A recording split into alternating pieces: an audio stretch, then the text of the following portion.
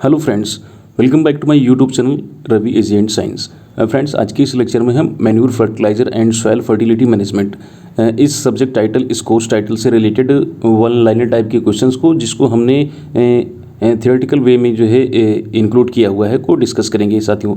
तो आइए लेक्चर को स्टार्ट करते हैं और वन बाय वन जो इम्पॉर्टेंट क्वेश्चंस हैं जो आपके एग्ज़ाम में, कल के एग्ज़ाम में आने वाले हैं, उसको हम डिस्कस करते हैं। तो पहला प्रश्न है, जो फर्स्ट हम जो है टॉपिक यहाँ पर ले रहे हैं वो मैन्यूर से रिलेटेड है। तो डिफरेंट टाइप्स के जो मैन्यूर्स हैं उनमें जो है NPK, नाइट्रोजन, फास्फोरस और पोटास की कितनी मात्रा है, इसको यहाँ पर हमने इंक्लूड किया हुआ है, इसको हमने यहाँ पर डिस्कस किया हुआ है। जैसे पहला है आपका FIM यानी फार्म यार्ड मैन्यूर। FIM जो है इसमें नाइट्रोजन और फास्फोरस और पोटास की मात्रा कितनी होती है। तो साथियों, इसमें नाइट्रोजन होता है 0.5%, इसमें फास्फोरस होता है 0.25% और जो पोटास की मात्रा होती है 0.5% होता है। ये परसेंट में मात्राएं हैं, ठीक है। तो FIM में जो है नाइट्रोजन की मात्रा 0.5%, फास्फोरस की मात्रा 0.25% और पोटास की मात्रा भी हाफ ही होती है, यानी आपका 0.5% होती है। वर्मी कंपोस्ट की बात करें तो साथियों, तो वर्मी कंपोस्ट में नाइट्रोजन, फास्फोरस और पोटास की मात्रा ज़्यादा होती है in compare of farm yard manure की। तो इसमें नाइट्रोजन की मात्रा होती है 3%, फास्फोरस की मात्रा होती है 1% और जो पोटास की मात्रा होती है वो 1.5% होती है। चलिए आगे चलते हैं। नेक्स्ट आगे देखें तो ग्राउंड नट केक जो है, मूंगफली की जो का जो केक होता है, इसमें नाइट्रोजन की मात्रा होती है 7.3%, फास्फोरस की मात्रा होती है 1.5% और जो पोटास की मात्रा होती है 1.3% होती है। तो नाइट्रोजन का अच्छा स्रोत माना जा सकता है ग्राउंड नट केक। अगला देखें तो सैफ फ्लावर केक में देखें तो सैफ फ्लावर केक में नाइट्रोजन की मात्रा और भी अच्छी आपको देखने को मिलेगी। इसमें 7.9%, फास्फोरस की मात्रा 2.2% और पोटास की मात्रा 1.9%। तो अभी तक जो हमने यहाँ पर जो भी चीज़ें डिस्कस की थी उसमें जब देखें तो नाइट्रोजन की मात्रा सबसे ज़्यादा इसी में है, सैफ फ्लावर में। सैफ फ्लावर जो केक है इसमें नाइट्रोजन की मात्रा 7.9%, फास्फोरस 2.2% और पोटास की मात्रा जो है 1.9% है। नाइट सॉइल की बात करें, नाइट सॉइल क्या है तो साथियों ये ह्यूमन का एक्सक्रेटर है। ह्यूमन एक्सक्रेटर मतलब यानी ह्यूमन का ये वेस्ट प्रोडक्ट है। इसमें नाइट्रोजन की मात्रा 5.5%, फास्फोरस की मात्रा 4% और जो पोटास की मात्रा है वो 2% है। तो ये इंपॉर्टेंट है क्वेश्चन, आप इनको एक बार फिर देख लीजिएगा। ग्राउंड नट केक में 7.3, फास्फोरस में 1.5, पोटास की मात्रा 1.3%, सैफ फ्लावर में नाइट्रोजन 7.9, फास्फोरस की मात्रा 2.2 और पोटास की मात्रा जो है 1.9%।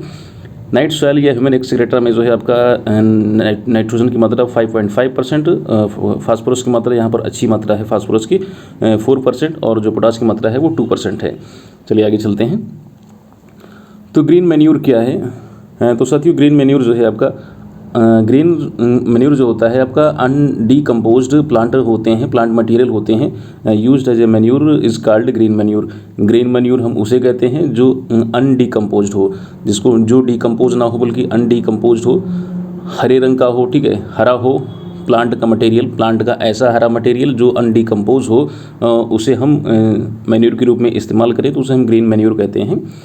दो तरीके का होता है ग्रीन मैन्यूर, पहला होता है इन सिटू ग्रीन मैन्यूरिंग और दूसरा होता है आपका एक्स सिटू ग्रीन मैन्यूरिंग। इन सिटू क्या होता है, इन सिटू में हम क्या करते हैं कि इसमें जो प्लांट होता है उसको हम इसको जो हम फील्ड में, खेत में ही इसको ग्रो करते हैं और वहीं पर डिकम्पोज कर देते हैं।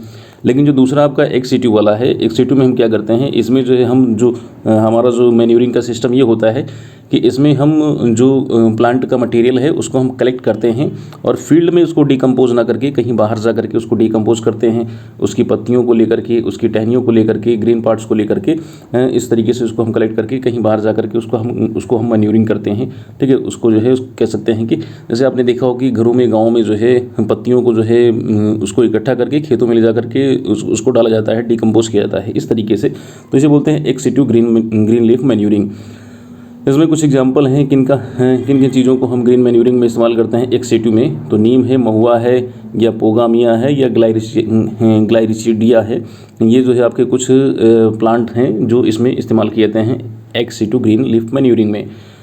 फर्टिलाइज़र क्या है, नेक्स्ट अगली बात करते हैं। अगला टॉपिक फर्टिलाइज़र जो है आपके इनऑर्गेनिक जो है मटेरियल होते हैं, इनऑर्गेनिक इनका ओरिजिन होता है और ये जो है सप्लाई करते हैं एक या एक से अधिक एसेंशियल प्लांट न्यूट्रिएंट्स को, और इनका जो मात्रा जो होती है वो मैन्यूर की तुलना में जो है जो ग्रीन मैन्यूर या मैन्यूर की तुलना में कह सकते हैं, इनमें जो एसेंशियल प्लांट न्यूट्रिएंट्स होते हैं वो ज़्यादा मात्रा में होते हैं, लार्ज प्रोपोर्शन में होते हैं।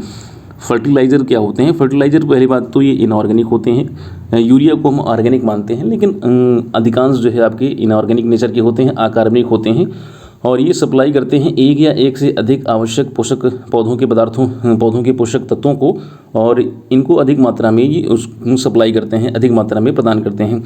इन कंपेयर ऑफ मैन्यूर की तुलना में जो फर्टिलाइज़र होते हैं या एक से अधिक जो है प्लांट एसेंशियल प्लांट न्यूट्रिएंट्स को जो है को प्रोवाइड करते हैं, और साथ साथ ये बड़ी मात्रा में लार्ज प्रोपोर्शंस में। अब कुछ टाइप के फर्टिलाइज़र हैं, इनको भी डिस्कस कर लेते हैं। स्ट्रेट फर्टिलाइज़र क्या होता है? तो साथियों, स्ट्रेट फर्टिलाइज़र हम उसे कहते हैं जिसमें केवल एक ही जो है मुख्य रूप से जो है पोषक पदार्थ होता है या न्यूट्रिएंट्स होता है, और अधिक मात्रा में होता है। Fertiliser which supply only one major plant nutrients, जिसमें केवल एक ही प्रकार का जो है न्यूट्रिएंट्स होता है, प्लांट न्यूट्रिएंट्स होता है, और वो बड़ी मात्रा में होता है, अच्छी मात्रा में होता है। जैसे यूरिया की बात करें तो यूरिया में नाइट्रोजन की मात्रा होती है और अच्छी मात्रा होती है, नाइट्रोजन की मात्रा 46% पाई जाती है। ठीक है, तो स्ट्रेट फर्टिलाइज़र ऐसे फर्टिलाइज़र हैं जो केवल एक ही प्रकार के प्रमुख जो है एक ही मेजर कॉन्स्टिट्यूएंट्स या मेजर न्यूट्रिएंट्स को जो है प्रोवाइड करते हैं, सप्लाई करते हैं, उन्हें हम कहते हैं स्ट्रेट फर्टिलाइज़र कहते हैं। इसमें जो है उस पोषक तत्व की मात्रा ठीक ठाक अच्छी मात्रा होती है। कॉम्प्लेक्स फर्टिलाइज़र क्या हैं? ये ऐसे फर्टिलाइज़र होते हैं जिनमें दो या दो से अधिक जो है प्राइमरी न्यूट्रिएंट्स जो है पाए जाते हैं, जैसे डीएपी हो गया, डाई अमोनियम फास्फेट। इसमें जो है आपका नाइट्रोजन की मात्रा 18% और फास्फोरस की मात्रा 46%। तो दो या दो से अधिक जब प्राइमरी न्यूट्रिएंट्स जो है जिस फर्टिलाइज़र में पाए जाते हैं उसे हम बोलते हैं कॉम्प्लेक्स फर्टिलाइज़र कहते हैं। जैसे इसका एग्जांपल हो गया डीएपी। मिक्स फर्टिलाइज़र क्या है? तो साथियों, मिक्स फर्टिलाइज़र जो है ये ऐसे फर्टिलाइज़र होते हैं जिनको हम फिज़िकली जो है जिनको हम कह सकते हैं कि आर्टिफिशियली या बाहर से जो है इनको हम मिक्सअप करते हैं। जैसे एनपीके की बात करें, नाइट्रोजन फास्फोरस पोटास के जो ये इस रेशियो वाले जो भी फर्टिलाइज़र आते हैं एनपीके, जैसे इसका एक एग्जांपल हो गया। तो आप नाइट्रोजन को और फास्फोरस को, पोटास को अगर आप मिक्स करके जो है इस तरीके से कोई प्रोडक्ट्स बना लेते हैं तो उसे मिक्स फर्टिलाइज़र कहते हैं। नेक्स्ट अगला है कॉम्प्लेक्स फर्टिलाइज़र क्या है? तो कॉम्प्लेक्स फर्टिलाइज़र अभी तो हमने ऊपर पढ़ा ही है। कॉम्प्लेक्स फर्टिलाइज़र ऐसे फर्टिलाइज़र हैं fertiliser having all 3 primary major nutrients. इसमें नाइट्रोजन, फास्फोरस, पोटास जो 3 आपके मेजर न्यूट्रिएंट्स हैं वो सब पाए जाते हैं इसमें। इसे कहते हैं कॉम्प्लेक्स नहीं, कंप्लीट, बाय मिस्टेक ये कंप्लीट है, कॉम्प्लेक्स तो हमने ऊपर पढ़ा हुआ है। कंप्लीट फर्टिलाइज़र मतलब जो पूरी तरह से जो हमारे जो major NPK, nitrogen, phosphorus, potash हैं, इन सब की जो है इन सबको फुलफिल कर सके, इनकी सप्लाई को जो है पूरी तरीके से प्रोवाइड कर सकें, तो उसे हम बोलते हैं कंप्लीट फर्टिलाइज़र। तो fertiliser having all 3 primary major nutrients NPK, nitrogen, phosphorus और पोटास। नेक्स्ट अगला है low analysis fertiliser. Low analysis fertiliser क्या है? तो having less than 25% of the primary nutrients. इसमें जो है 25% से कम जो है प्राइमरी न्यूट्रिएंट्स पाए जाएँ। जो प्राइमरी न्यूट्रिएंट्स हैं हमारे जो है नाइट्रोजन, फास्फोरस, पोटास, इसकी मात्रा 25% से अगर कम है तो उसे हम बोलते हैं लो एनालिसिस फर्टिलाइज़र। नाइट्रोजन की मात्रा या फास्फोरस की मात्रा या पोटास की मात्रा अगर 25% से कम अगर किसी फर्टिलाइज़र में है तो उसे हम लो एनालिसिस फर्टिलाइज़र के नाम से जानते हैं। नेक्स्ट अगला है high analysis fertiliser. High analysis fertiliser क्या है? तो एक ऐसा फर्टिलाइज़र जिसमें जो है अब इसी का थोड़ा सा ये अपोजिट हो गया। एक ऐसा फर्टिलाइज़र जिसमें जो है प्राइमरी जो हमारे न्यूट्रिएंट्स हैं नाइट्रोजन, फास्फोरस, पोटास, इनकी मात्रा 25% से ज़्यादा पाई जाए। जैसे यूरिया का एक अच्छा एग्जाम्पल है, या डीएपी भी हो सकता है। तो जिसमें 25% से ज़्यादा जो है प्राइमरी न्यूट्रिएंट्स की मात्रा पाई जाए उसे हम बोलेंगे जो है हाई एनालिसिस फर्टिलाइज़र। जैसे आपका यूरिया हो गया, यूरिया में नाइट्रोजन की मात्रा जो है 46% है, तो 25% से ज़्यादा ही तो है। तो जिसमें 25% से ज़्यादा जो है हमारे प्राइमरी न्यूट्रिएंट्स पाए जाएँ उसे हम बोलते हैं हाई एनालिसिस फर्टिलाइज़र बोलते हैं। इसका अच्छा एग्जाम्पल है यूरिया। अब हम बात करते हैं नाइट्रोजन, फास्फोरस और पोटास जो फर्टिलाइज़र हैं, इनको 1 बाई 1 जो है इनको अलग अलग तरीके से हम समझते हैं। तो सबसे पहले हम जानेंगे नाइट्रोजनियस फर्टिलाइज़र के बारे में, जो नाइट्रोजनी उर्वरक है इनके बारे में। तो जो नाइट्रोजन है इसका जो अल्टीमेट सोर्स है वो एटमॉस्फेयर है, और जो आप इमीडिएट या इंपॉर्टेंट सोर्स कह सकते हैं वो हमारा ऑर्गेनिक मैटर है। तो ऑर्गेनिक मैटर हमारा इमीडिएट या जो है इंपॉर्टेंट सोर्स है, और अल्टीमेट सोर्स जो है हमें जो नाइट्रोजन जो है आपका एटमॉस्फेयर या वातावरण से मिलती है। जो नाइट्रोजन फर्टिलाइज़र हैं इनका जो है अधिकतम कंजप्शन, नाइट्रोजन और फास्फोरस की बात करें, दोनों की बात करें, तो इसका जो अधिकतम जो कंजप्शन करता है, जो उपभोग करता है वो उत्तर प्रदेश है। उत्तर प्रदेश में जो है नाइट्रोजन और फास्फेटिक जो फर्टिलाइज़र हैं इनको ज़्यादा जो है कंज्यूम किया जाता है। अब इसके टाइप्स देख लेते हैं। नाइट्रोजनस फर्टिलाइज़र कई तरीके के होते हैं, कई प्रकार के होते हैं। तो पहला है आपका नाइट्रेट फर्टिलाइज़र। नाइट्रेट फर्टिलाइज़र ये जो होते हैं ये हाईली मोबाइल होते हैं सॉइल में बहुत ज़्यादा जो है घुलनशील होते हैं, बहुत ज़्यादा जो है मतलब मोटाइल होते हैं, कह सकते हैं हाईली मोबाइल होते हैं या हाईली मोटाइल होते हैं। तो मिट्टी में जब आप इनको जो है अप्लाई करते हैं तो ये जो है मिट्टी में बहुत तेज़ी के साथ जो है कह सकते हैं लीच आउट हो सकते हैं, ये लीचिंग वाली प्रोसेस में हो सकती है। तो हाईली मोबाइल इन सॉइल होते हैं, सुटेबल फॉर टॉप ड्रेसिंग में खड़ी फसल में आप इनको जो है यूज कर सकते हैं, उसके लिए अच्छे होते हैं। तो हमने जो इसमें जो हाईलाइट किए हुआ है इन टॉपिक्स को, इन जो है पॉइंट्स को आप देख सकते हैं, इससे आप थोड़ा सा समझने में चीज़ों को आसानी होगी। तो हाईली मोबाइल होते हैं, टॉप ड्रेसिंग में जो है ये सुटेबल होते हैं और बेसिक रेजिडुअल होता है इनका जो है ये नेचर जो है आपका बेसिक फर्टिलाइजर होते हैं नाइट्रेट वाले जो है। लीचिंग और डीनाइट्रिफिकेशन लॉस इनमें हाई होता है, क्योंकि ये हाईली मोबाइल हैं, सॉइल में बहुत ज़्यादा जो है इनकी मोबिलिटी पाई जाती है, तो इसलिए जो है लीच कर जाते हैं या डीनाइट्रिफिकेशन करने की भी इसमें क्षमता होती है। जब टेम्परेचर ज़्यादा हो जाता है, तापमान ज़्यादा हो जाता है या पीएच मान ज़्यादा हो जाता है, तो ऐसी जो है सिचुएशन में जो है ये लॉस कर जाते हैं, डीनाइट्रिफिकेशन करते हैं। एग्जाम्पल की बात करें तो नाइट्रेट फर्टिलाइजर में कौन कौन से कुछ फर्टिलाइजर के नाम देख लेते हैं। तो पहला है सोडियम नाइट्रेट फर्टिलाइजर का एक टाइप है। तो इसमें नाइट्रोजन की मात्रा है 16% और ये एसिडिक सॉइल के लिए अच्छा होता है। एसिडिक सॉइल है तो ये अब चूँकि बेसिक इसका नेचर है, तो अगर एसिडिक सॉइल है तो उसको जो है उसकी एसिडिटी को बैलेंस करने के लिए हम सोडियम नाइट्रेट को इस्तेमाल कर सकते हैं। उसके बाद है कैल्शियम नाइट्रेट में जो 15.5% नाइट्रोजन की मात्रा है, तो सोडियम नाइट्रेट में 16%, इसमें 15.5%। और जो पोटेशियम नाइट्रेट है इसमें जो है नाइट्रोजन की मात्रा है 13%। तो कुल मिला के लगभग तीनों में जो नाइट्रोजन की मात्राएँ हैं वो लगभग काफ़ी कुछ जो है समान ही हैं। 16% सोडियम नाइट्रेट में, कैल्शियम नाइट्रेट में 15.5% और जो पोटेशियम नाइट्रेट है इसमें 13% मात्रा है। और इसके साथ साथ इसमें जो है आपका पोटास की भी मात्रा है, ये कैल्शियम कह सकते हैं कि 44% इसमें जो है पोटास की मात्रा, चूँकि पोटेशियम नाइट्रेट है ना, तो इसमें 44% जो है आपका K2 की मात्रा पाई जाती है। दूसरी कैटेगरी है आपका जो है अमोनिकल फर्टिलाइजर की। अमोनिकल फर्टिलाइजर ये कौन से फर्टिलाइजर होते हैं, ये कौन से नाइट्रोजनी फर्टिलाइजर होते हैं। तो अमोनिकल फर्टिलाइजर जो होते हैं इनमें जो लीचिंग वाली जो प्रोसेस होती है वो जो अब आपका नाइट्रेट फर्टिलाइजर है, जो नाइट्रोजन फर्टिलाइजर का जो नाइट्रेट कैटेगरी है उसकी तुलना में जो अमोनिकल फर्टिलाइजर होते हैं इनमें जो लीचिंग है बहुत कम पाई जाती है।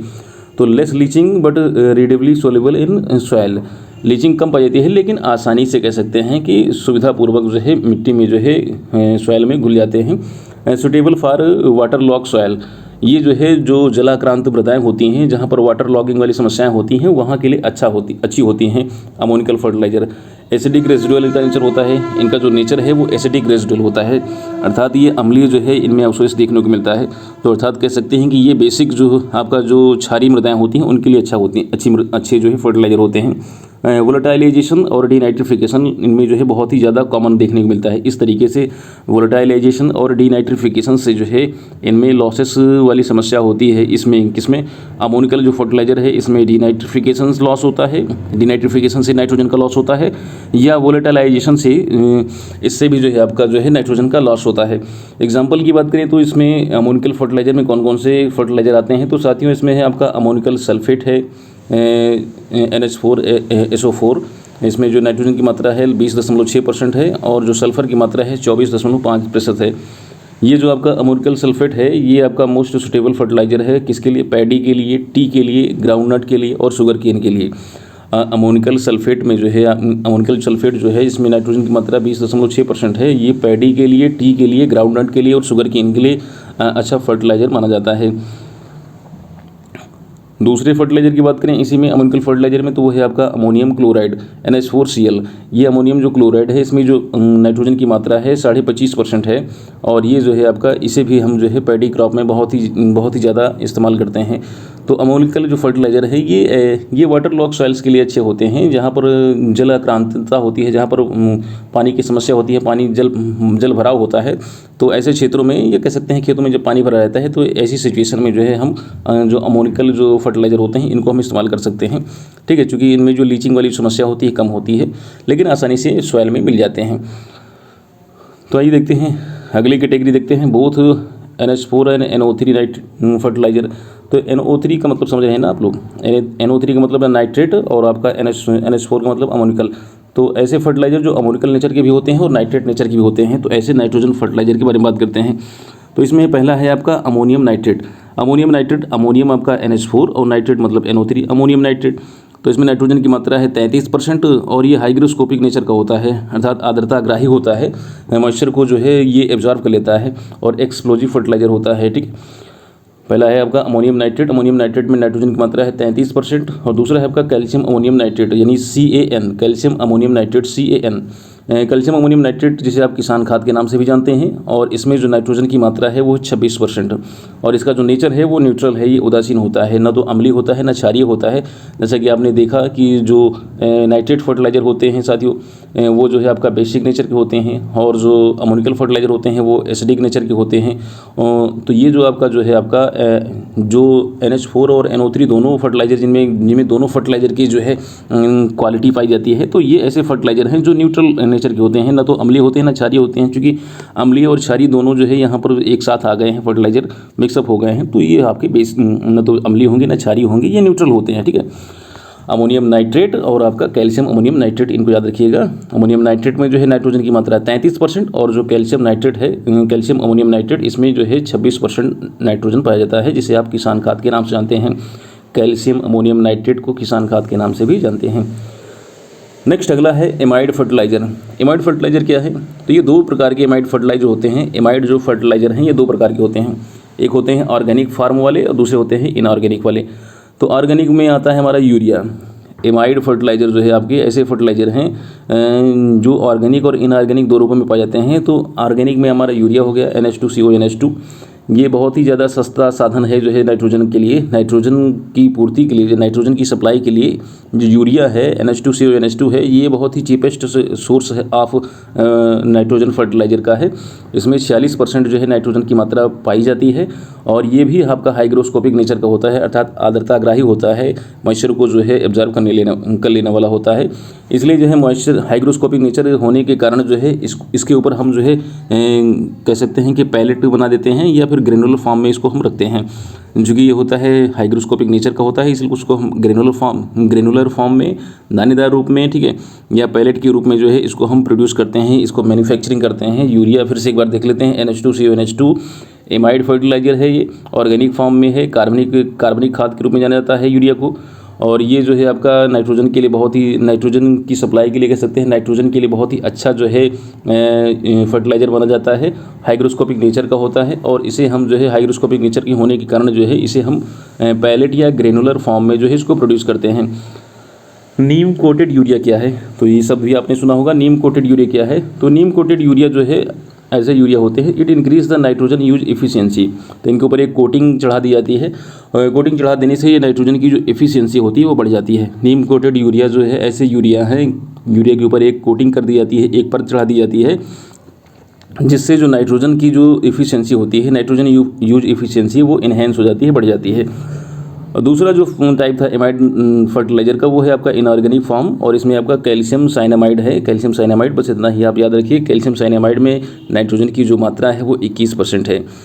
यूरिया में कितनी थी नाइट्रोजन की मात्रा? तो वो 46% थी। ठीक है। नीम कोटेड यूरिया क्या है? तो नीम कोटेड यूरिया जो यूरिया है उसके ऊपर जो है एक कोटिंग चढ़ा दी जाती है और इस कोटिंग चढ़ाने का कारण ये है कि नाइट्रोजन की इफिशियंसी को बढ़ा देता है, नाइट्रोजन यूज इफिशियंसी को जो इन्हेंस कर देता है। तो ये थे साथियों कुछ नाइट्रोजन के फर्टिलाइज़र या कह सकते हैं नाइट्रोजनस फर्टिलाइज़र के टाइप्स। अब हम बात करते हैं कि जो नाइट्रोजनस फर्टिलाइज़र होते हैं ये जो मिट्टी में जो है इनकी लॉसेस भी होती रहती है। ये मिट्टी से इनका जो है कह सकते हैं इनका ह्रास भी होता है। तो किस तरीके से नाइट्रोजनस जो फर्टिलाइज़र हैं वो उनका लॉस होता है? तो साथियों पहला है लॉस होने का जो तरीका है वो है आपका वोलेटाइलाइजेशन। वोलेटाइल फॉर्म में या वोलेटाइलाइजेशन क्या है? तो ये जो प्रोसेस होती है ये नॉन बायोलॉजिकल लॉस है। ये अमोनिकल जो फर्टिलाइज़र है, अमोनिकल फर्टिलाइज़र इसमें बहुत ही ज़्यादा कॉमन होती है। अभी मैंने ऊपर बात किया था कि जो अमोनिकल फर्टिलाइज़र होते हैं इसमें वोलेटाइलाइजेशन और जो है एक और सिचुएशन पाई जाती है, वो क्या है मुझे याद नहीं आ रहा है, ये देख लेते हैं। इसमें वोलेटाइलाइजेशन और एक और प्रोसेस है, 1 मिनट ज़रा देखते हैं। अमोनिकल फर्टिलाइज़र में एक और क्या है सिचुएशन? डीनाइट्रिफिकेशन और वोलेटाइलाइजेशन, ये दो प्रोसेस जो है आपका इसमें बहुत ही ज़्यादा कॉमन देखने को मिलती है। तो ये देखते हैं नाइट्रोजन लॉसेस में।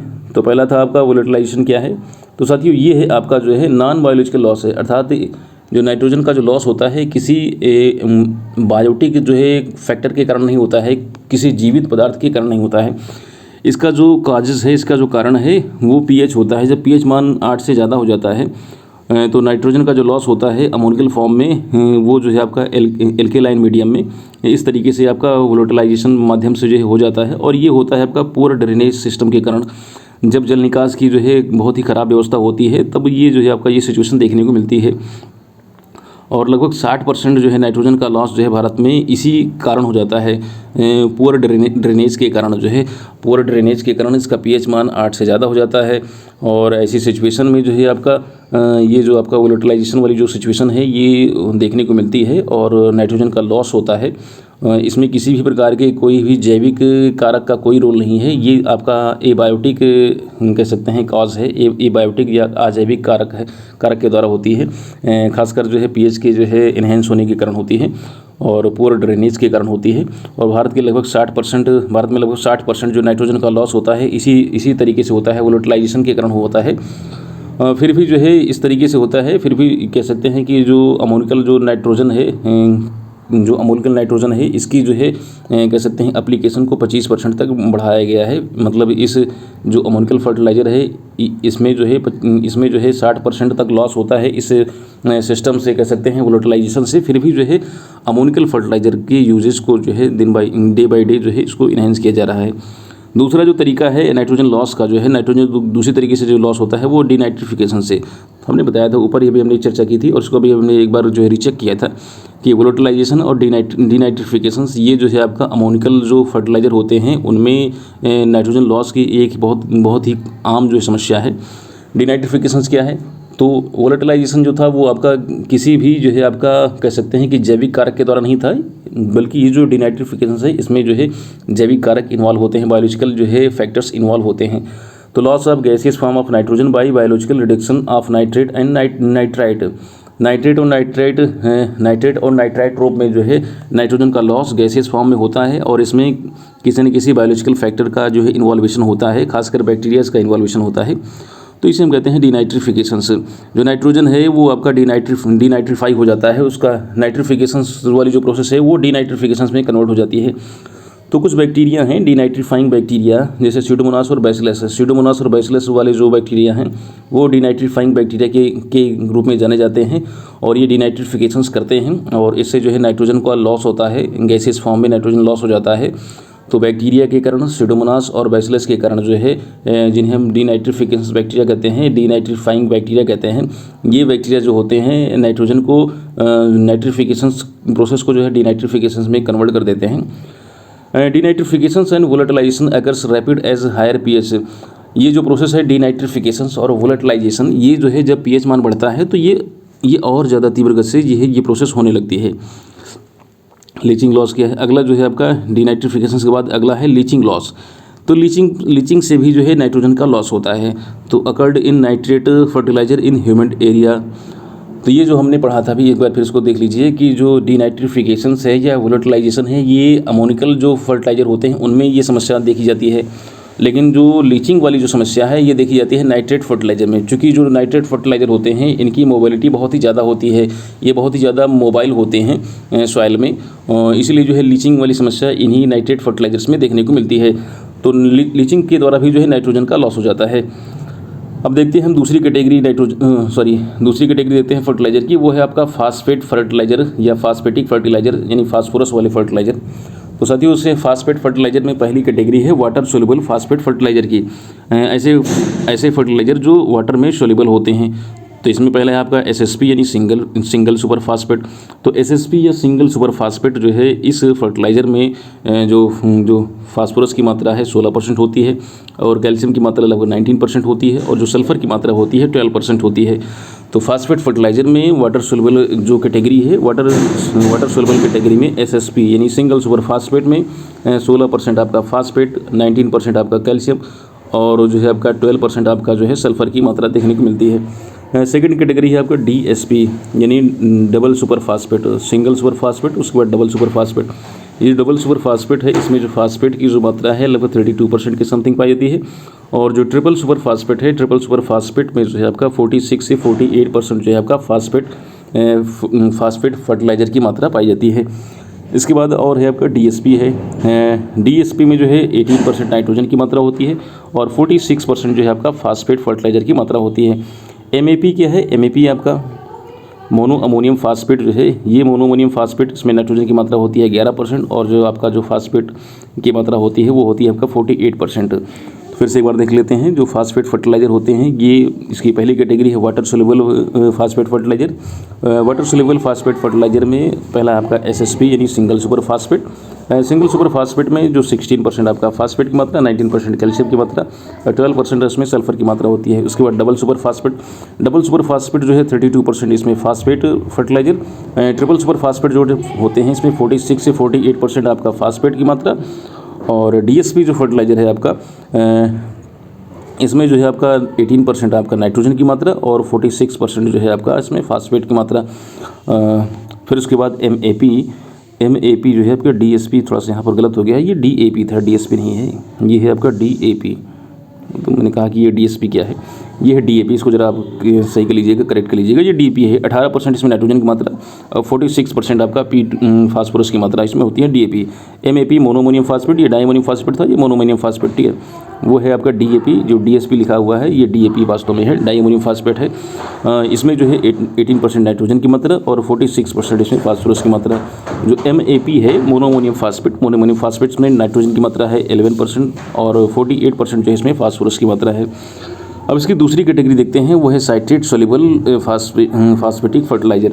साइट्रेट सोल्यूबल फास्फेटिक फर्टिलाइजर क्या होते हैं? अभी हमने पढ़ा था वाटर सोल्यूबल, ये है आपका साइट्रेट सोल्यूबल फर्टिलाइजर।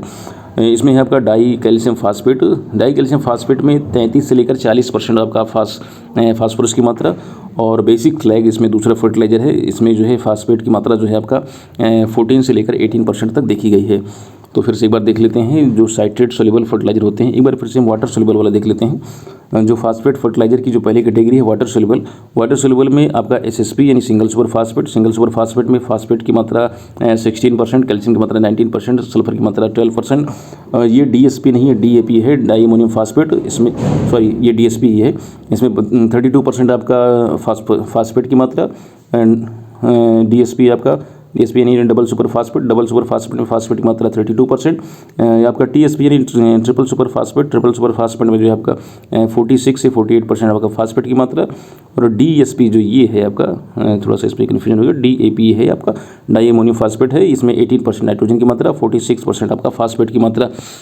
उसके बाद एमएपी है आपका मोनोमोनियम फास्फेट नाइट्रोजन की मात्रा 11% और 48% आपका फास्फेट की मात्रा यानी फास्फोरस की मात्रा। दूसरी कैटेगरी है साइट्रेट सोल्यूबल फास्फेटिक फर्टिलाइजर। ये दूसरी कैटेगरी है। इसमें पहला फर्टिलाइजर है हमारा डाई कैल्शियम फास्फेट। इसमें 33 से लेकर 40% इसमें फास्फोरस की मात्रा और बेसिक स्लैग दूसरा फर्टिलाइजर है। इसमें 14 से लेकर 18% फास्फोरस की मात्रा होती है। तो इसको एक बार देख लीजिएगा, आपको आसानी से याद हो जाएगा। दूसरी कैटेगरी है इन दोनों का कॉम्बिनेशन यानी citrate and water insoluble phosphatic fertiliser, जो ना तो साइट्रेट में सोल्यूबल होते हैं और ना ही वाटर में सोल्यूबल होते हैं, ऐसी कैटेगरी फास्फेटिक फर्टिलाइजर की। तो citrate and water insoluble phosphatic fertiliser, जैसे इसमें है आपका रॉक फास्फेट, इसमें है आपका रो बोन मील और आपका है स्टीम बोन मील। तो रॉक फास्फेट में जो है आपका फास्फोरस की मात्रा 20 से 24%, रो बोन मील में आपका 20 से लेकर 25% और आपका जो स्टीम बोन मील है इसमें 20 से लेकर 30% होती है मात्रा। एक बार फिर से देख लेते हैं। रॉक फास्फेट में जो मात्रा है आपका फास्फोरस की वो है आपका 20 से 40%। रो बोन मील में है आपका जो है बोन मील में है इसमें आपका 20 से लेकर 25%। और जो तीसरा है इसमें fertiliser citrate and water insoluble phosphatic fertiliser का स्टीम बोन मील 20 से लेकर 30% इसमें फास्फोरस की मात्रा पाई जाती है। तो साथियों ये थे आपकी जो है फास्फोरस वाली जो है इसमें वाटर की सोल्यूबल और साइट्रेट सोल्यूबल, उसके बाद citrate and water insoluble phosphatic fertiliser. अब हम बात करेंगे पोटेशिक फर्टिलाइजर की, यानी पोटास वाले जो है जो फर्टिलाइजर हैं। तो जो पोटेशिक फर्टिलाइजर होते हैं, हाईएस्ट यूज आपका potassic fertiliser state in Maharashtra जो है आपका पोटास जो फर्टिलाइजर है इसका सबसे ज़्यादा उपयोग करने वाला स्टेट है। अब बात करते हैं इसके टाइप्स की। पोटेशिक फर्टिलाइजर कितने प्रकार के होते हैं? तो इसमें पहले है आपका केसीएल या एमओपी, म्यूरेट ऑफ पोटास, या केसीएल से आप कहते हैं, यानी आपका क्या बोलते हैं इसे, पोटेशियम क्लोराइड। केसीएल या पोटेशियम क्लोराइड से बोलते हैं, या म्यूरेट ऑफ पोटास जो बोलते हैं। ये पहला इसका कैटेगरी फर्स्ट फर्टिलाइजर है। तो most common and chief potassic fertiliser, इसमें जो पोटास की मात्रा होती है वो 60% होती है। हाईएस्ट सबसे ज़्यादा जो है पोटास की मात्रा इसी में देखने को मिलती है, पोटेशियम क्लोराइड में या म्यूरेट ऑफ पोटास जिसे आप कहते हैं। Also known as muriate of potash, इसे म्यूरेट ऑफ पोटास के नाम से भी जाना जाता है। जो पोटेशियम क्लोराइड है, KCl है, इसे म्यूरेट ऑफ पोटास के नाम से भी जानते हैं। Suitable for acidic and heavy soils, ये जो है आपका, इस बात को याद रखिएगा, ये जो आपका म्यूरेट ऑफ पोटास है या जो आप पोटेशियम क्लोराइड इसे कहते हैं, ये एसिडिक और हैवी सॉइल के लिए तो सुटेबल है, लेकिन ये एल्कलीन सॉइल के लिए जो है, एल्कली सॉइल के लिए ये सुटेबल नहीं होता है। तो उसको आप याद रखिएगा, एसिडिक हैवी सॉइल के लिए है कौन सा फर्टिलाइजर है जो एसिडिक और हैवी सॉइल के लिए सुटेबल है, तो वो आपका पोटेशियम क्लोराइड या म्यूरेट ऑफ पोटास, लेकिन ये एल्कली सॉइल के लिए सुटेबल नहीं है। Potassium chloride is not used in sugarcane, sugar beet, tomato, tomato and potato. In these crops should be used potassium sulfate या potassium nitrate।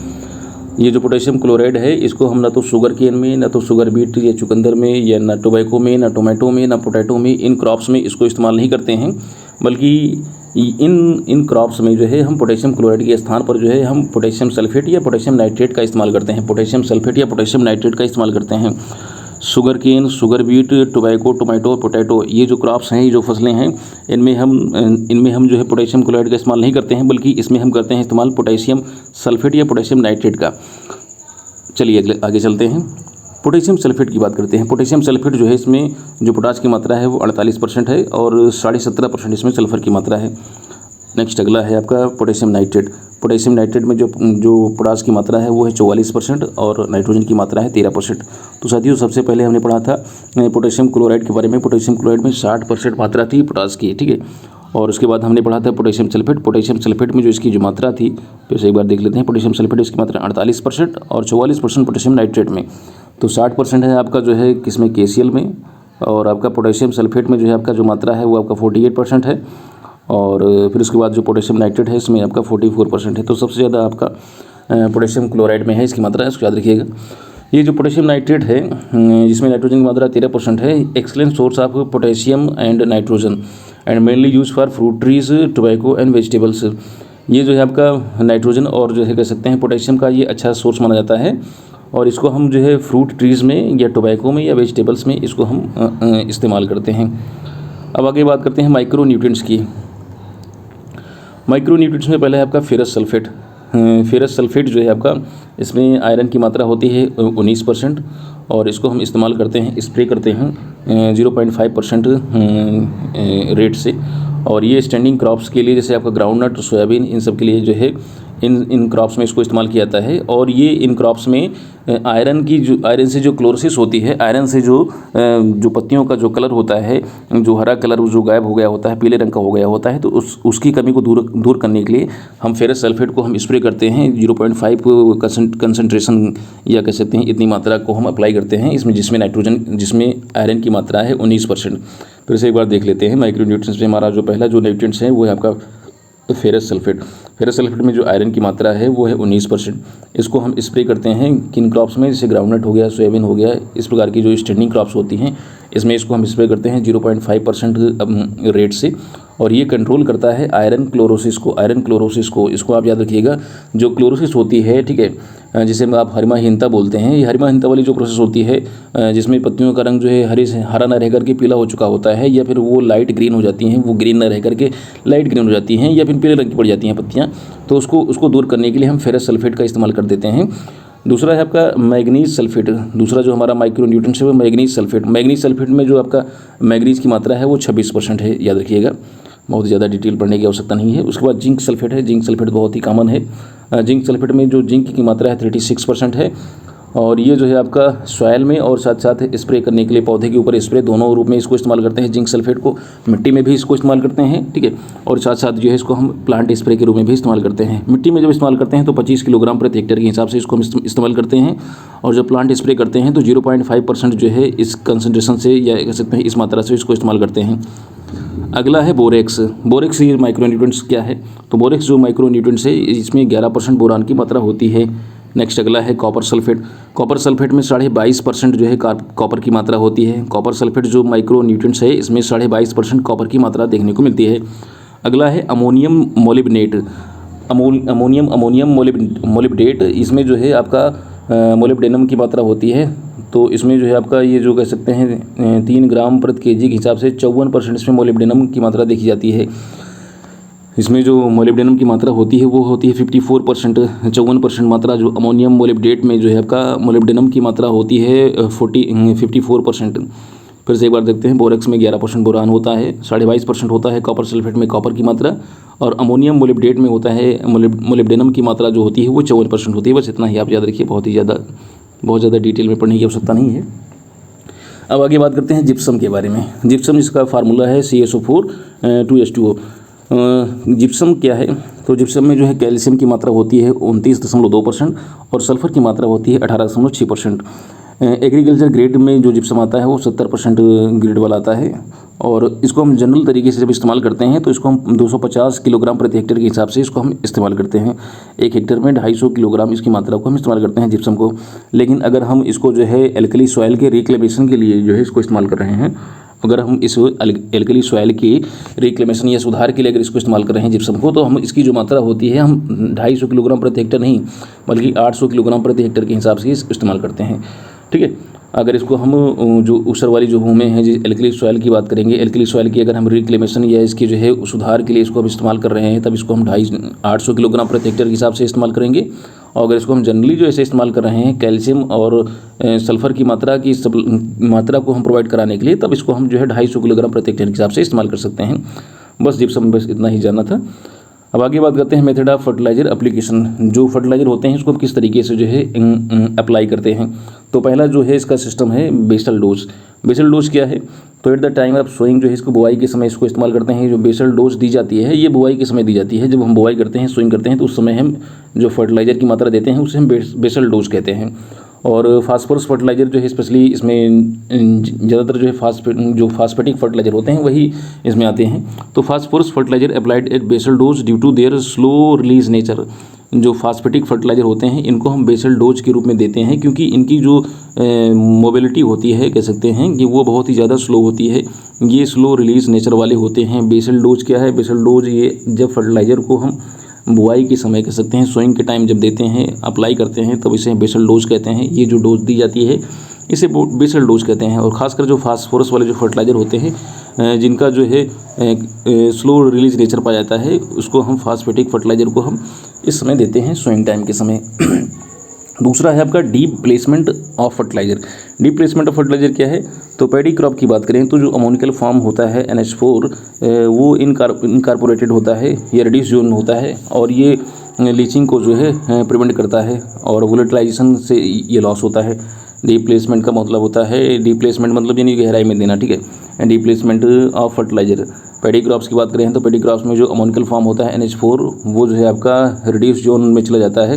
तो reduce zone से इसको प्रिवेंट करने के लिए, लीचिंग से रोकने के लिए और वोलेटिलाइजेशन लॉस से रोकने के लिए हम डीप प्लेसमेंट ऑफ फर्टिलाइज़र करते हैं।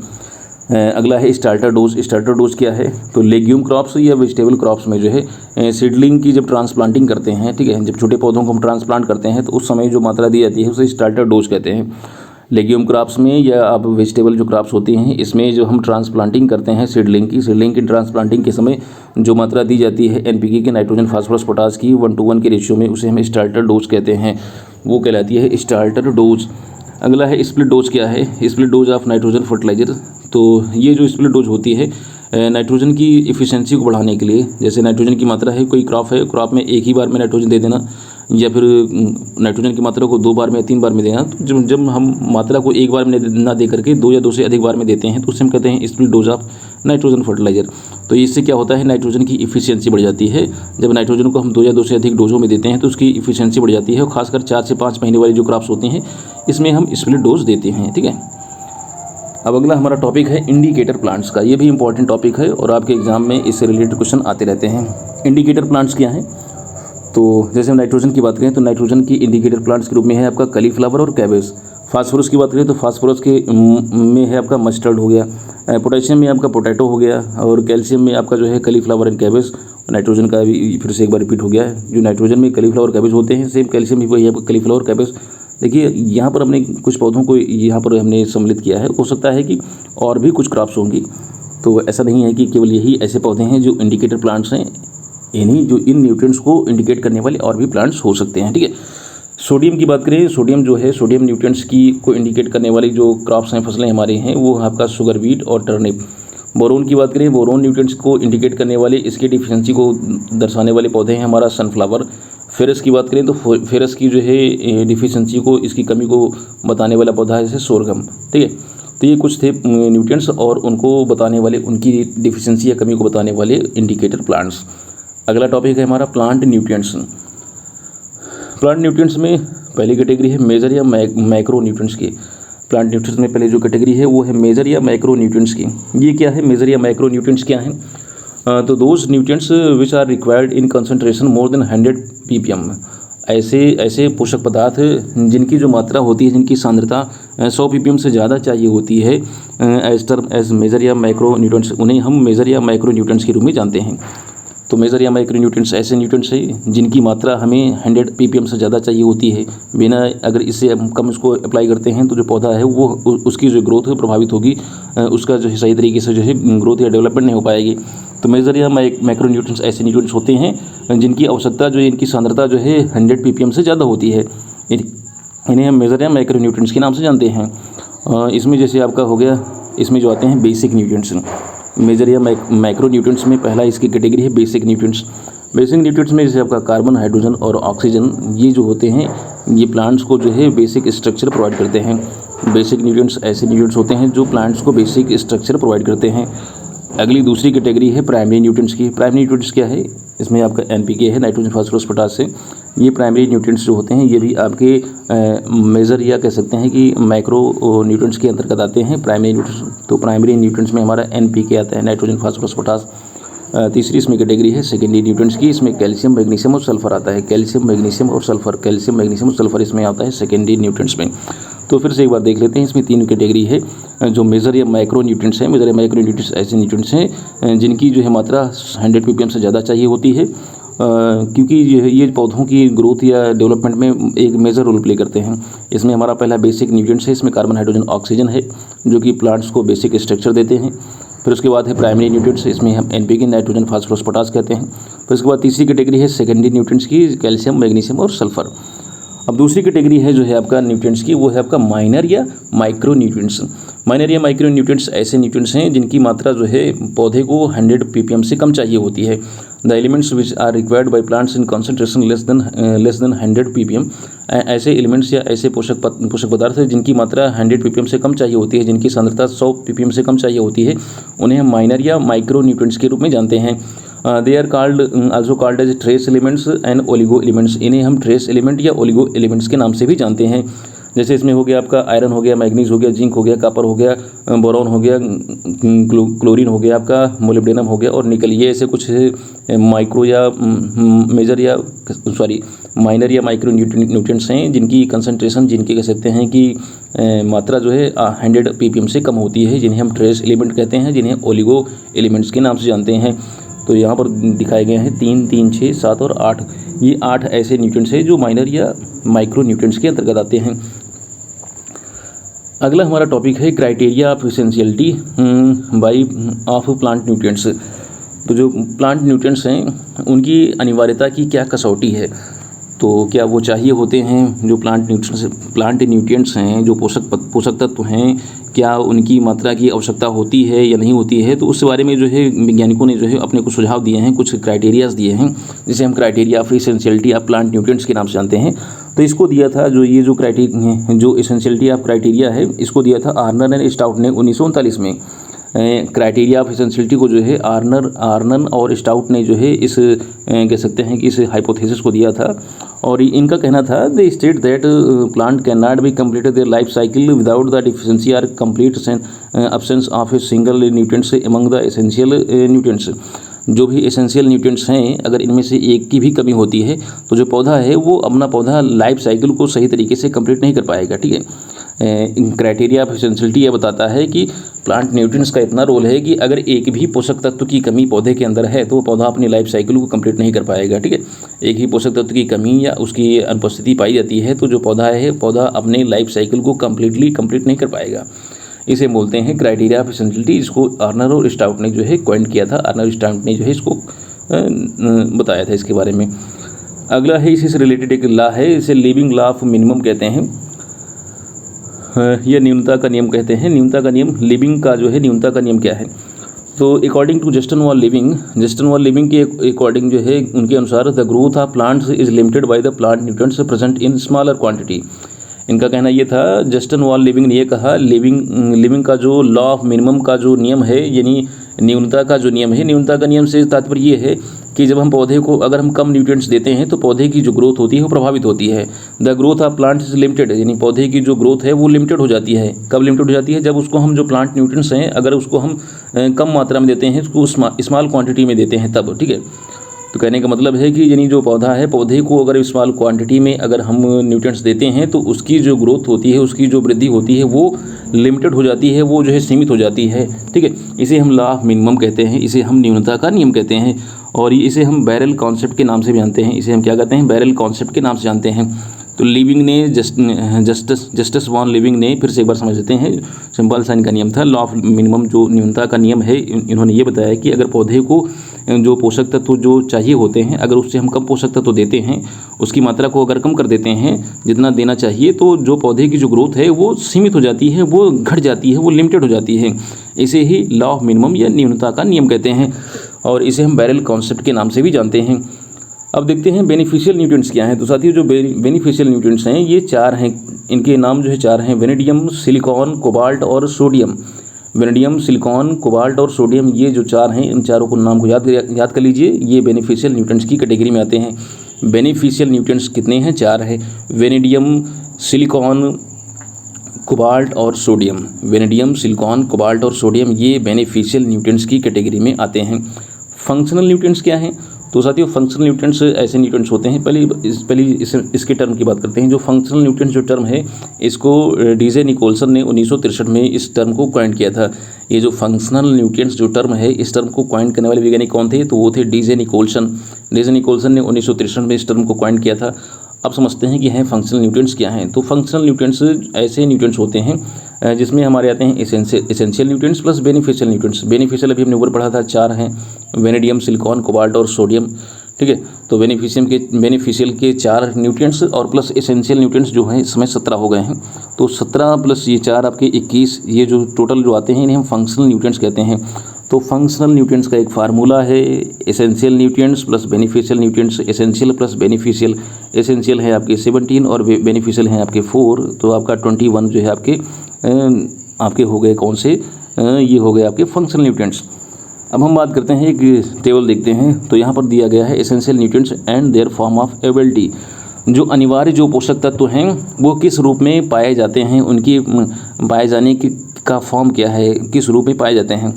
तो इधर दिया गया है एलिमेंट्स के बारे में, कॉन्सेंट्रेशन इन प्लांट्स, पौधे में कितनी मात्रा पाई जाती है उनकी, और किस रूप में वो प्राप्त होते हैं पौधे को। तो जैसे कार्बन की बात करें तो कार्बन की मात्रा पौधे में तो होती है 45%, और वो पौधे को किस रूप में प्राप्त होती है? तो पौधा जो है कार्बन को कार्बन डाइऑक्साइड के रूप में प्राप्त करता है, जो कि एटमॉस्फेयर से वो लेता है। फिर से एक बार देख लेते हैं, जो कार्बन है, कार्बन की मात्रा पौधे में होती है 45%, लेकिन 45% जो मात्रा इस पौधे में एक पाई जाती है, तो पौधा उस कार्बन की मात्रा को लेता कहाँ से है? अब जब कहीं से वो उसको इनटेक करेगा तभी तो उसके अंदर जो है 45% मात्रा है, तो वो इन्वायरमेंट से लेता है, वो कार्बन डाइऑक्साइड के रूप में लेता है। हाइड्रोजन की बात करें, दूसरा एलिमेंट है हमारा हाइड्रोजन। हाइड्रोजन की जो पौधे में मात्रा होती है वो 6% होती है, 6% मात्रा पौधे में पाई जाती है, और ये जो है पानी के माध्यम से, जल के माध्यम से हाइड्रोजन को प्राप्त किया जाता है। नेक्स्ट अगला है ऑक्सीजन। ऑक्सीजन की मात्रा जो है पौधे में होती है 45%, और ये जो है आपका जो है इसे जल के द्वारा, या कह सकते हैं ऑक्सीजन की डायरेक्ट ऑक्सीजन के द्वारा जो गैसेस एक्सचेंज होता है उसके द्वारा, या फिर जो जल जो है पौधा जो हमारा जो है पौधे में जो वाटर का जो एब्जॉर्प्शन करता है पौधा जो है बाई रूट्स के द्वारा, तो उसके द्वारा जो है उसको ऑक्सीजन मिल जाती है। चूँकि इसमें भी H2O में भी ऑक्सीजन की मात्रा होती है, प्लस जो गैसेस एक्सचेंज होता है रेस्पिरेशन, उसमें भी जो है ऑक्सीजन की मात्रा उसको प्राप्त हो जाती है। नेक्स्ट अगला है नाइट्रोजन। नाइट्रोजन की जो मात्रा होती है पौधे में वो होती है 1.5%, 1.5% नाइट्रोजन की मात्रा होती है पौधे में 1.5%, और पौधा उसे किस रूप में लेता है? तो पौधा उसे लेता है आपका नाइट्रेट या अमोनिकल फॉर्म में, NO3 या NH4 फॉर्म में, यही आपके 2 फॉर्म हैं, और NO2 फॉर्म में भी ले लेता है, नाइट्राइट के रूप में भी, नाइट्रेट या अमोनिकल फॉर्म में लेता है पौधा उसे। अगली बात करें जो है फास्फोरस की, तो फास्फोरस की जो मात्रा होती है पौधे में बहुत ही कम होती है, 0.2% होती है, और पौधा इसे लेता है H2PO4 या HPO4 ग्रुप में लेता है, पौधा इसे लेता है H2PO4 या HPO4, ठीक है। तो ये थे कुछ इंपॉर्टेंट हमारे एलिमेंट्स, उनका पौधे में कितनी मात्रा है और पौधा जो है उसे किस रूप में लेता है, उसके अपटेक का फॉर्म क्या है। तो साथियों carbon, hydrogen, oxygen, nitrogen, phosphorus जो हमारे मेन जो एलिमेंट्स हैं उसको हमने यहाँ पर कवर किया हुआ है। चलिए आगे चलते हैं, और आगे जो है नेक्स्ट अगला है पोटेशियम।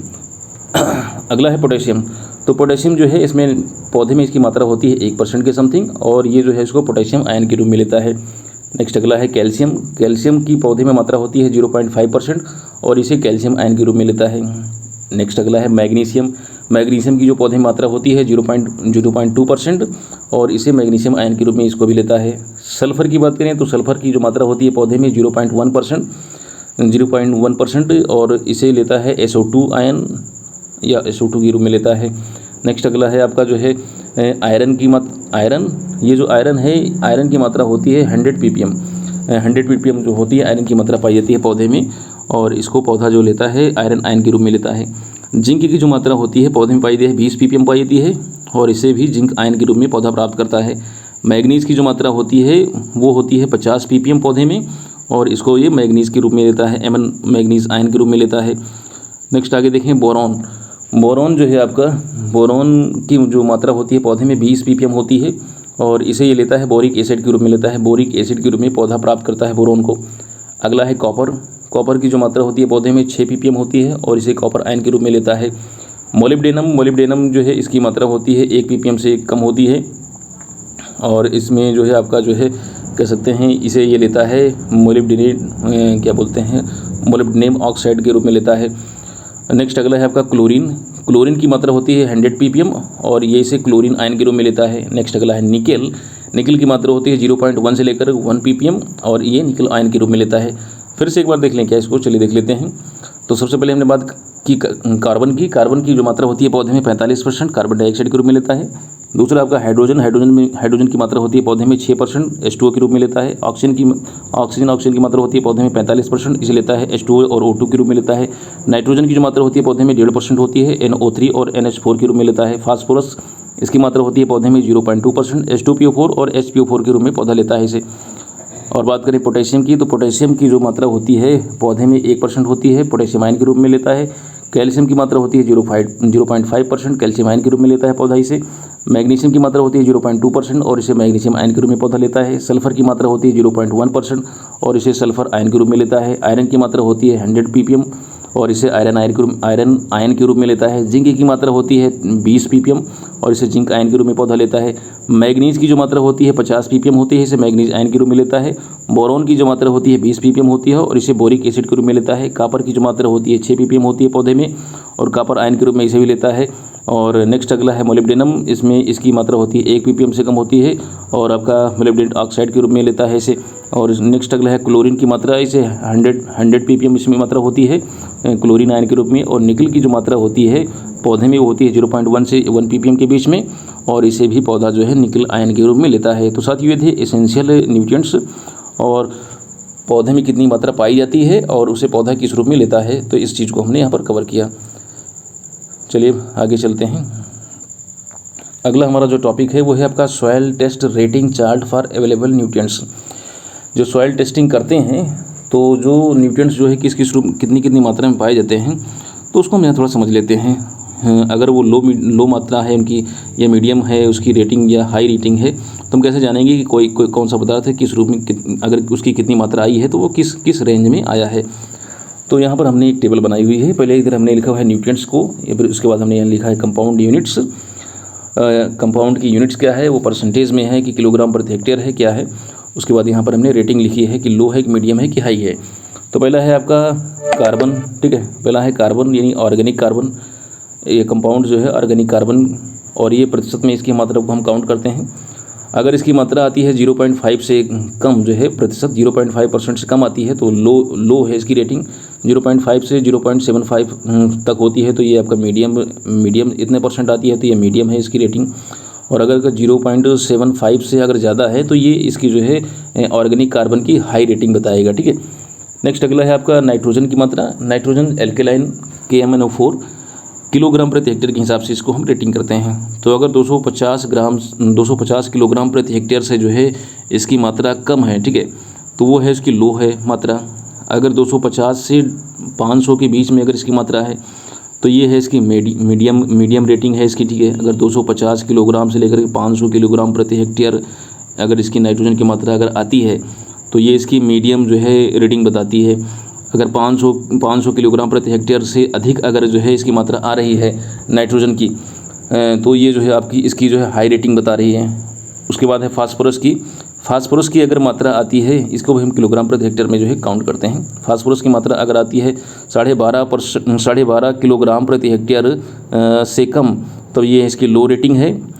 अगर 12.5 से 25 किलोग्राम प्रति हेक्टेयर तक आ रही है तो ये इसकी जो है मीडियम रेटिंग है। और अगर 25 किलोग्राम से ज़्यादा जो है अगर इसकी रेटिंग आ रही है तो इसकी हाई रेटिंग है। नेक्स्ट अगला है आपका अमोनिकल स्टेट या कह सकते हैं पोटास की मात्रा। तो पोटास की मात्रा अगर 140 किलोग्राम प्रति हेक्टेयर से अगर कम है तो इसकी लो रेटिंग है।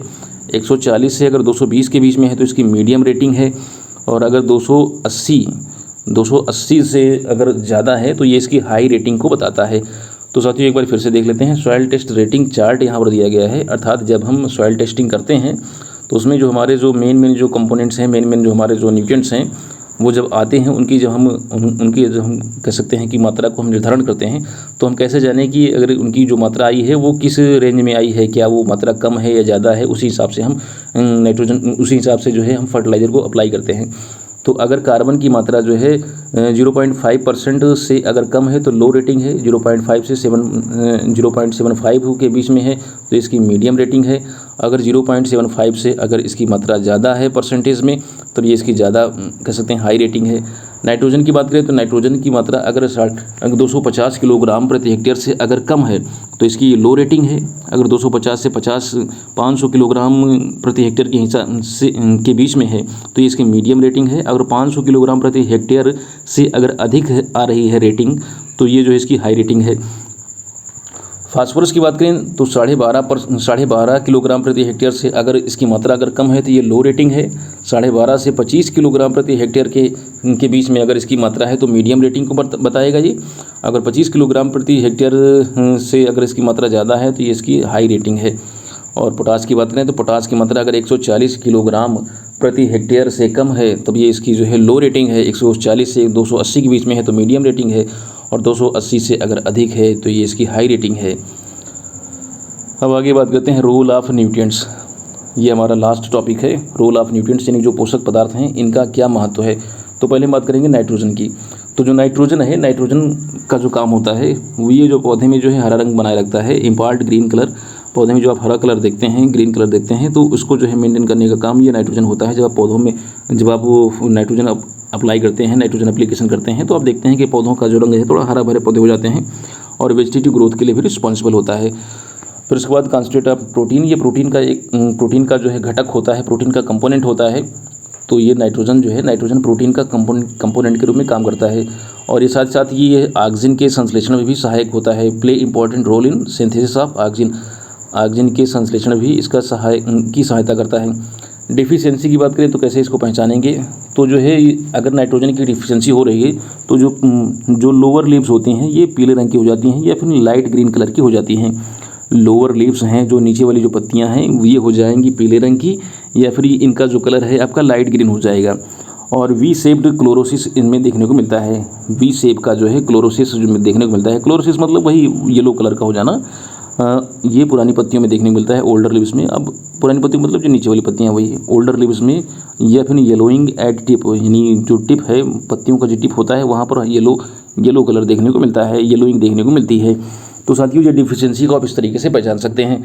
डिजीज़ क्या होता है, नाइट्रोजन की अगर डिफिशियंसी हो गई तो क्या डिजीज़ होगी क्या, तो स्टारवेशन डिजीज़ हो सकता है due to nitrogen deficiency.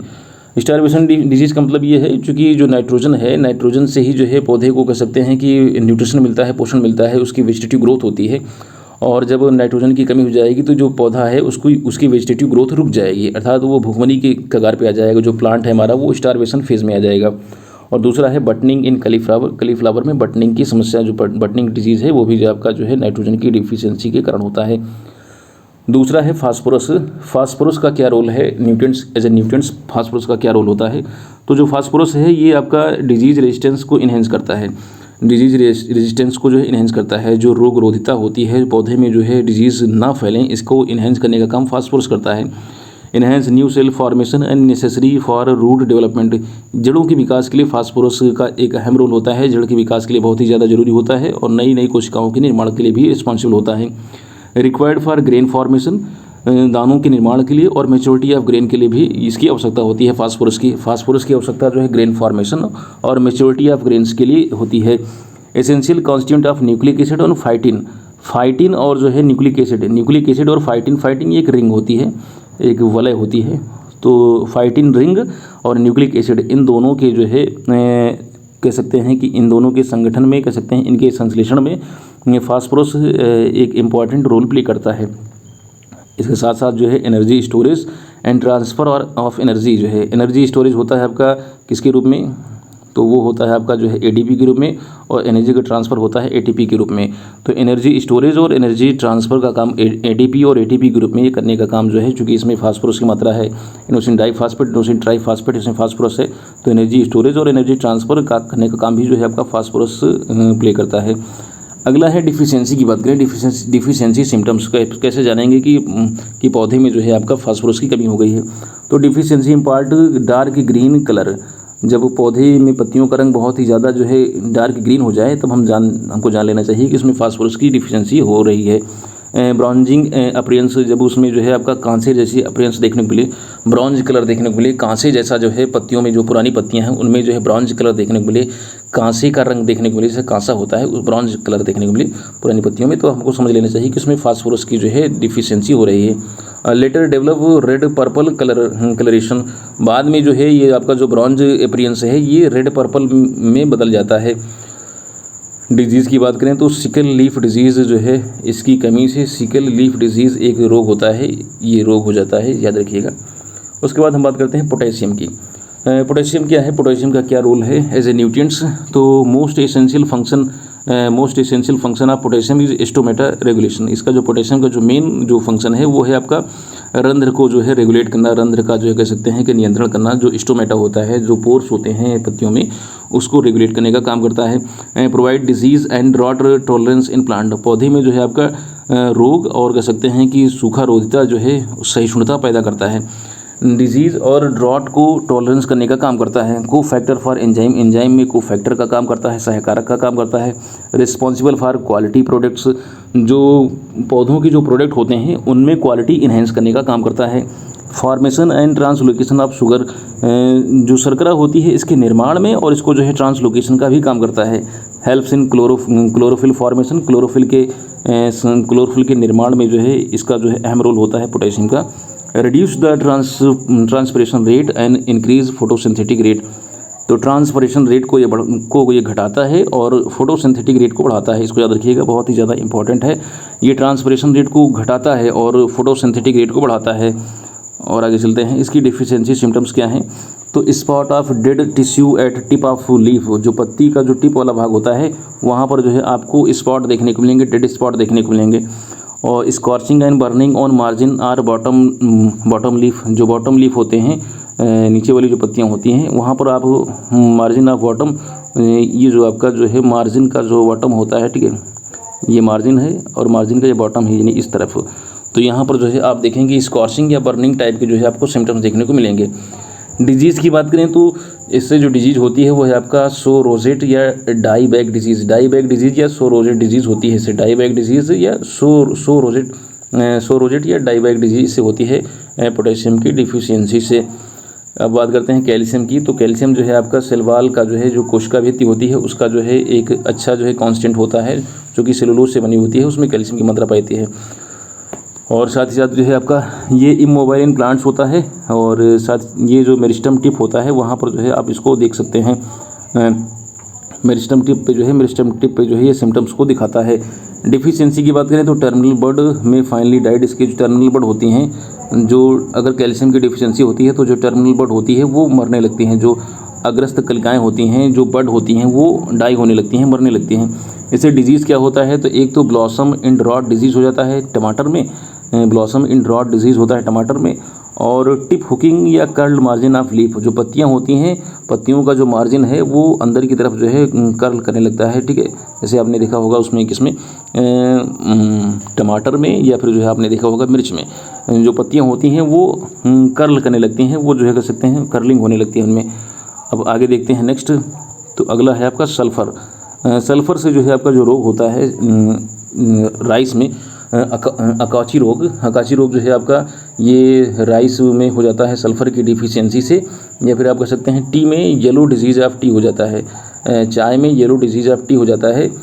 Next अगला है आपका जिंक में जो है आपका वाइट बड देखने को मिलता है मेज़ में, खैरा डिजीज़ होता है राइस में, little leaf of cotton and Apple देखने को मिलता है, कॉटन और एप्पल में जो है लिटिल लीफ रोग हो जाता है, और मॉटल्ड लीफ या साइट्रस में देखने को मिलता है। तो जिंक की कमी से कई सारे रोग होते हैं, याद रखिएगा। वाइट बड मेज़ में, खैरा डिजीज़ राइस में डिसऑर्डर है, तो लिटिल लीफ कॉटन और एप्पल दोनों में, कॉटन और एप्पल में लिटिल लीफ होता है, लिटिल लीफ डिजीज़ जिंक की डिफिशियंसी से, और मॉटल्ड लीफ होता है साइट्रस में। अब साथियों लास्ट में कुछ बचे हुए हैं क्वेश्चंस वन लाइनर टाइप के, तो इनको भी डिस्कस कर लेते हैं। फ्रूट क्रैकिंग जो होता है ये टमाटर में, ये जो है आपका बोरोन की डिफिशियंसी से होता है।